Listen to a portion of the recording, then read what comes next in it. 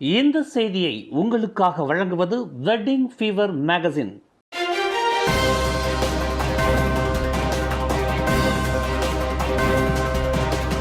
வணக்கம். திசைகளின் 10 மணி செய்திகள். கொலகுபுபாரு சட்டமன்ற இடைத்தேர்தல் முடிவு.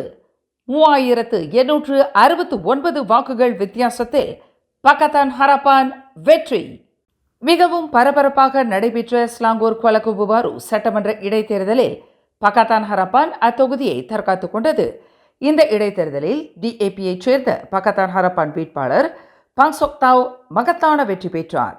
4 முனை போட்டி ஏற்பட்ட இந்த இடைத்தேர்தலில் 31 வயது பாங்சோக்தாவ் 3869 வாக்குகள் வித்தியாசத்தில் பரிகத்தா நேஷனல் வேட்பாளர் கைரோல் அஸ்வாரி சவுட் மற்றும் இதர 2 வேட்பாளர்களை தோற்கடித்து சாதனை படைத்துள்ளார். பக்கத்தான் ஹரப்பான் வேட்பாளர் பாங்சோக்தாவிற்கு 14,000 வாக்குகளும், அவரை எதிர்த்து போட்டியிட்ட பரிகத்தா நேஷனல் வேட்பாளர் கைரோல் அஸ்வாரி சவுட்டிற்கு 10,131 வாக்குகளும், பார்த்திராய மலேசியா எனும் PRM கட்சி வேட்பாளர் ஹஃபிசா ஜைனுடீனிற்கு 152 வாக்குகளும், சுயேட்சை வேட்பாளர் ஞாவுக ஜீனுக்கு 188 வாக்குகளும் கிடைத்தன. கடந்த சட்டமன்ற தேர்தலில் டிஏபியைச் சேர்ந்த பக்கத்தான் ஹரப்பான் வேட்பாளர் காலஞ்சென்ற கி ஹியோங் 4,119 வாக்குகள் வித்தியாசத்தில் பரிகத்தா நேஷனல் வேட்பாளர் தியோ கியன் ஹோங்கை தோற்கடித்தார் என்பது குறிப்பிடத்தக்கது. கொலகுபுபாரு சட்டமன்ற இடைத்தேர்தலில் பக்கத்தான் ஹரப்பான் மகத்தான வெற்றி பெற்றிருப்பதானது இந்த நாட்டை மேம்படுத்துவதற்கும் மக்களின் நலனை காக்கவும் ஒற்றுமை கூட்டணியே சரியான தேர்வாகும் என்பதுடன் அதனால் மட்டுமே நாட்டை வழிநடத்த முடியும் என்று தேர்தல் முடிவு காட்டுகிறது என்று ஸ்லாங்கூர் மந்திரி பசார் டத்தோஸ்ரீ அமீருடீன் ஷாரி தெரிவித்துள்ளார். கொலகுபுபாரு தேர்தல் முடிவானது உள்ளூர் அளவில் ஓர் ஒட்டுமொத்த அளவில் ஒற்றுமை அரசாங்கத்திற்கு ஆதரவு பெருகி உள்ளது என்பதையும் நிரூபித்துள்ளது என்று மந்திரி பசார் குறிப்பிட்டார். மேலும் ஒற்றுமை அரசாங்கத்தின் மீது மலாய்க்காரர்களின் ஆதரவு அதிகரித்துள்ளது என்பதுடன் சீனர்கள், இந்தியர்கள் மற்றும் ஓராங் அஸ்லி சமூகத்தினர் தங்களின் பிளவுபடாத உறுதியான ஆதரவை தெரிவித்துள்ளனர் என்பதையே கொலகுபுபாரு இடைத்தேர்தல் முடிவு காட்டுகிறது என்று அமீருடீன் ஷாரி இன்றிரவு வெளியிட்டுள்ள ஒரு அறிக்கையில் தெரிவித்துள்ளார். நடந்து முடிந்த கொலகுபுபாரு சட்டமன்ற இடைத்தேர்தலை ஒட்டி நடந்த முன்கூட்டிய வாக்களிப்பில் பெரும்பான்மையான வாக்குகள் பக்கத்தான் ஹரப்பான் வேட்பாளர் பாங்சோக்தாவிற்கு சாதகத்தை ஏற்படுத்தியுள்ளதாக பர்லேஸ் கங்கார் முன்னாள் MP நூர் அமீன் அஹ்மத் கூறுகிறார். முன்கூட்டிய வாக்களிப்பில் பங்கு கொண்ட போலீசார் மற்றும் இராணுவத்தினரின் பெரும்பான்மையான வாக்குகள் பக்கத்தான் ஹரப்பானுக்கு விழுந்துள்ளன என்று அவர் குறிப்பிட்டார். மொத்த வாக்குகளில் 592 வாக்குகள் பக்கத்தான் ஹரப்பான் வேட்பாளர் பாங்சோக்தாவிற்கு விழுந்துள்ள வேளையில் பரிகத்தா நேஷனல் வேட்பாளர் கைரோல் அஸ்வாரி சவுட்டிற்கு 156 வாக்குகள் விழுந்துள்ளதாக எக்ஸ் பதிவேற்ற செய்தியில் நூர் அமீன் அஹ்மத் தெரிவித்துள்ளார். பிரதமர் டத்தோஸ்ரீ அன்வார் இப்ராஹிம் நாளை மே 12ஆம் தேதி ஞாயிற்றுக்கிழமை தொடங்கி 14ஆம் தேதி வரை கட்டாருக்கு 3 நாள் அதிகாரத்துவ வருகையை மேற்கொள்ளவிருக்கிறார். மலேசியாவிற்கும் கட்டாருக்கும் இடையிலான நல்லுறவு மற்றும் ஒத்துழைப்பை வலுப்படுத்தும் நோக்கில் பிரதமரின் இந்த பயணம் அமைகிறது என்று வெளியுறவு அமைச்சான விஸ்மா பூத்ரா வெளியிட்டுள்ள ஒரு அறிக்கையில் தெரிவித்துள்ளது. அந்த வளைகுடா நாட்டிற்கு பிரதமர் மேற்கொள்ளும் இந்த முதலாவது அதிகாரத்துவ வருகையானது அந்நாட்டின் அமீர் ஷேக் தமீன் பில் ஹமத் அல் தானியின் அழைப்பின் பேரில் அமைந்துள்ளது.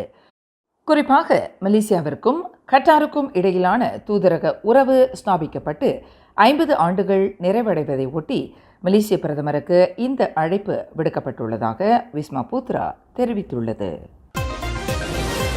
கோலாலம்பூர் ஸ்ரீ மகாமாரியம்மன் கோவில் தேவஸ்தானத்தின் ஏற்பாட்டில் பத்துமலை திருத்தலத்தில் நிர்மாணிக்கப்பட்டு வரும் கலாச்சார மையம் இந்தியர்களின் கலாச்சார தொன்மையை பிரதிபலிக்கும் ஒரு மையமாக விளங்கும் என்று தேவஸ்தான தலைவர் தான் ஸ்ரீ டாக்டர் ஆர் நடராஜா தெரிவித்துள்ளார்.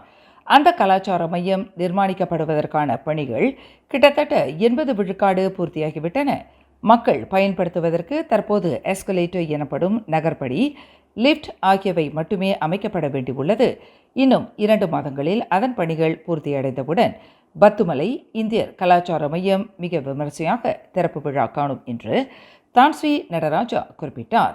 நாட்டின் பிரதமராக டத்தோஸ்ரீ நஜீப் துன் ரசாக் பதவியில் இருந்த வேளையில் அவரின் தைப்பூச விழா வருகையின் போது தேவஸ்தான தலைவர் என்ற முறையில் தாம் முன்வைத்த கோரிக்கையை ஏற்று மறுக்காமல் இந்தியர் கலாச்சார மைய நிர்மாணிப்புக்கு 20 லட்சம் வெள்ளி ஒதுக்கீடு செய்யப்படும் என்று உறுதி அளித்தார். நஜீப் உறுதி அளித்ததைப் போல் 20 லட்சம் அரசு மானியம் கிடைத்தது. அந்த 20 லட்சம் வெள்ளி மானியத்துடன் தேவஸ்தானத்தின் இருப்பிலிருந்து மேலும் 30 லட்சம் வெள்ளியைச் சேர்த்து மொத்தம் 50 லட்சம் வெள்ளி செலவில் இந்தியர்களின் கலாச்சார மையம் கட்டப்பட்டு வருவதாக தான்ஸ்ரீ நடராஜா குறிப்பிட்டார். இன்று சனிக்கிழமை மாலையில் பத்துமலை திருத்தலத்தின் தேவஸ்தான அலுவலகத்தில் மலேசியாவிற்கான இந்திய தூதர் BN ரெட்டி தலைமையில் இந்திய தூதரகம் பத்துமலை இந்திய கலாச்சார மையத்திற்கு அன்பளிப்பு செய்த இந்தியர்களின் பாரம்பரிய இசைக்கருவிகளை தேவஸ்தானத்திடம் ஒப்படைக்கும் நிகழ்வில் உரையாற்றுகையில் தான்ஸ்ரீ நடராஜா இதனை தெரிவித்தார். தேவஸ்தானம் கேட்டுக்கொண்டதற்கு இணங்க நாதஸ்வரம், தவில், தபேலா, மிருதங்கம், வீணை, வயலின் உட்பட 8 வகையான இசைக்கருவிகள் 2 ஜோடி என்ற அளவில் மொத்தம் 16 கருவிகளை இந்திய தூதர் BN ரெட்டியிடமிருந்து பெற்றுக்கொண்ட தான்ஸ்ரீ நடராஜா தமது நன்றியையும் இந்திய தூதரகத்திற்கு பதிவு செய்தார். இந்த கலாச்சார மையத்திலே வைப்பதற்காக நான் நம்முடைய தூதர் அவர்களிடம் ரெட்டிஜி அவர்களிடம் இந்த கலாச்சார மையத்திலே பாரம்பரிய இசைக்கருவிகள் வேண்டும், அதை நீங்கள் நன்முறையாக எங்களுக்கு தர வேண்டும் என்று கேட்டுக்கொண்டிருக்கிறாங்க. அவரும் அவருடைய இந்திய தூதரத்தை சேர்ந்தவர்களும் எங்களுக்காக இங்கே வைக்கப்பட்டிருக்கின்ற 8 வகையான வார்த்தைகளில் ஈர்ப்பாக 16 வார்த்தைகளை இப்பொழுது நம்முடைய கலாச்சார மையத்திற்கு வைப்பதற்கு அன்பளிப்பாக கொடுத்திருக்கிறார்கள். அவர்களுக்கு தருணத்திலே தேவஸ்தானத்தின் சார்பிலே நன்றி தெரிவிக்கிறேன். கலாச்சார மையத்துடன் சிறு சிறு நிகழ்ச்சிகள் நடைபெறுவதற்காக கல்யாண மண்டபமும் கட்டப்பட்டு வருவதாக தான்ஸ்ரீ நடராஜா தெரிவித்தார். தற்போதுள்ள மண்டபம் விரைவில் உடைக்கப்பட்டு அவ்விடத்தில் 3000 பேர் அமரக்கூடிய சகல வசதிகளுடன் மாபெரும் மண்டபத்தை தேவஸ்தானம் நிர்மாணிக்கவிருக்கிறது. அதற்கான அடிக்கல் நாட்டு விழா இன்னும் ஓரிரு மாதங்களிலேயே நடைபெறும் என்று தான்ஸ்ரீ நடராஜா தமதுரையில் தெரிவித்தார். நாட்டின் முன்னணி தங்க மற்றும் வைர ஆபரணங்கள் நிறுவனமான ஹபீப் ஜுவல்ஸ் இந்தியன் பர்ஹாட் சந்தேகத்திற்குரிய STR பரிமாற்ற அறிக்கையை சமர்ப்பிக்க தவறியதற்காக அந்த நிறுவனத்திற்கு மத்திய வங்கியான பேங்க் நகாரா மலேசியா 96,250 வெள்ளி அபராதம் விதித்தது. சட்டவிரோத பணமாற்றம் மற்றும் நடவடிக்கைகள் தடுப்புச் சட்டமான 2001ஆம் ஆண்டு அம்லாவின் கீழ் இந்த நடவடிக்கை எடுக்கப்பட்டுள்ளதாக மத்திய வங்கி வெளியிட்டுள்ள ஓர் அறிக்கையில் தெரிவித்துள்ளது. வரும் டிசம்பர் மாதம் தொடங்கி பொதுச்சேவை ஊழியர்களுக்கு சம்பள உயர்வை வழங்க முன்வந்துள்ள மத்திய அரசாங்கத்தின் முடிவுக்கு ஏற்ப பினாங்கு மாநில அரசு ஊழியர்களுக்கு சம்பளத்தை உயர்த்த மாநில அரசாங்கம் தயாராக இருப்பதாக முதலமைச்சர் சவுகான் யாவ் தெரிவித்துள்ளார். பினாங்கு அரசு ஊழியர்களுக்கான இந்த சம்பள உயர்வானது மத்திய அரசாங்க அளவிலான சம்பள உயர்வுடன் ஒருங்கிணைக்கப்படும். எனினும் புதிய சம்பள உயர்வு அமல்படுத்தப்படுவதற்கு முன்னதாக அது குறித்து விரிவாக ஆராய வேண்டியுள்ளது என்று சவுகான் யாவ் குறிப்பிட்டுள்ளார். வரும் டிசம்பர் மாதம் தொடங்கி பொதுச்சேவை ஊழியர்களுக்கு சம்பள உயர்வை வழங்க முன்வந்துள்ள மத்திய அரசாங்கத்தின் முடிவுக்கு ஏற்ப பினாங்கு மாநில அரசு ஊழியர்களுக்கு சம்பளத்தை உயர்த்த மாநில அரசாங்கம் தயாராக இருப்பதாக முதலமைச்சர் சவுகான் யாவ் தெரிவித்துள்ளார். பினாங்கு அரசு ஊழியர்களுக்கான இந்த சம்பள உயர்வானது மத்திய அரசாங்க அளவிலான சம்பள உயர்வுடன் ஒருங்கிணைக்கப்படும். எனினும் புதிய சம்பள உயர்வு அமல்படுத்தப்படுவதற்கு முன்னதாக அது குறித்து விரிவாக ஆராய வேண்டியுள்ளது என்று சவுகான் யாவ் குறிப்பிட்டுள்ளார். ஆண்கள், பெண்கள், சிறார்கள் என ஆடை மற்றும் அணிகலன்களுக்கு வாடிக்கையாளர்களின் நன்மதிப்பை பெற்று வெகுவாக கவர்ந்து வரும் பருத்தி ஆடை அணிகலன்கள் மையம் இன்று மே 11ஆம் தேதி சனிக்கிழமை காலை 10 மணியளவில் பிரிக்ஃபீல்ட்ஸில் அலைமோதிய மக்கள் கூட்டத்தின் மத்தியில் பெரும் உற்சாக வரவேற்புடன் கோலாகலமாக திறப்பு விழா கண்டது.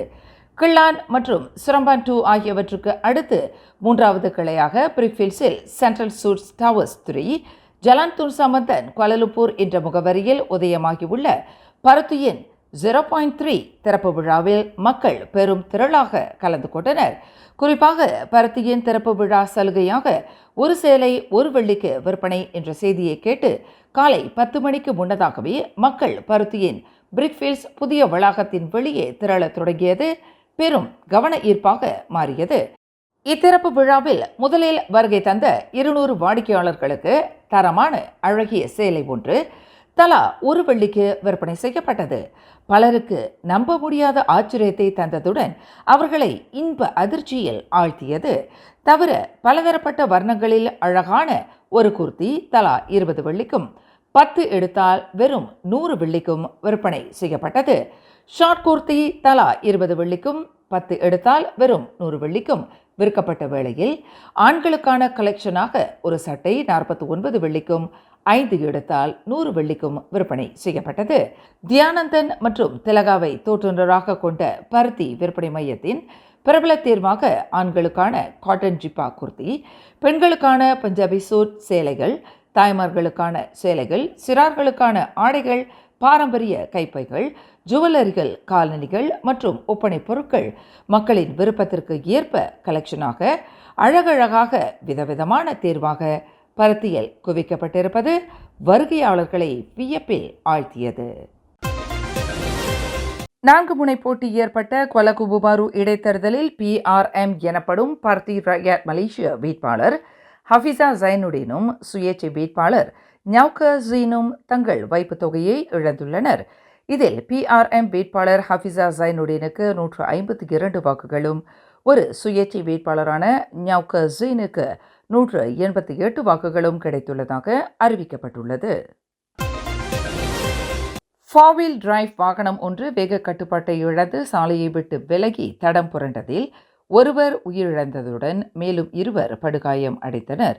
இச்சம்பவம் இன்று பிற்பகல் 2 மணி அளவில் கிழக்கு கரையோர நெடுஞ்சாலையான லபுராயா பந்த திமோர் ஒன்றில் குவாந்தான் கம்போங் புங்கோரில் நிகழ்ந்தது. அந்த டொயோட்டா ஹைலாக்ஸ் வாகனத்தில் 5 பயணம் செய்த வேளையில் 3 தவிர மற்ற 2 காயமின்றி உயிர் தப்பி உள்ளதாக தீயணைப்பு மீட்பு படையினர் தெரிவித்தனர்.